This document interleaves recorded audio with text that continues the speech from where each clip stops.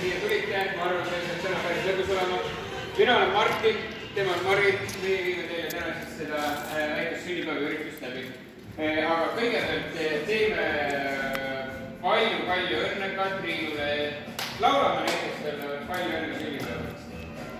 Palju õnne sulle, palju õnne sulle, palju õnne, kallis Triinu, palju õnne sulle.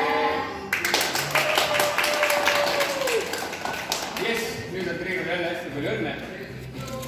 Kõigepealt teeme ennast soojaks siin nii-öelda mati peal ja siis teeme seina peal paar soojendusharjutust. Te küll juba olete iseseisvalt osad roninud seina peal või jõudsite kõik juba seina peale?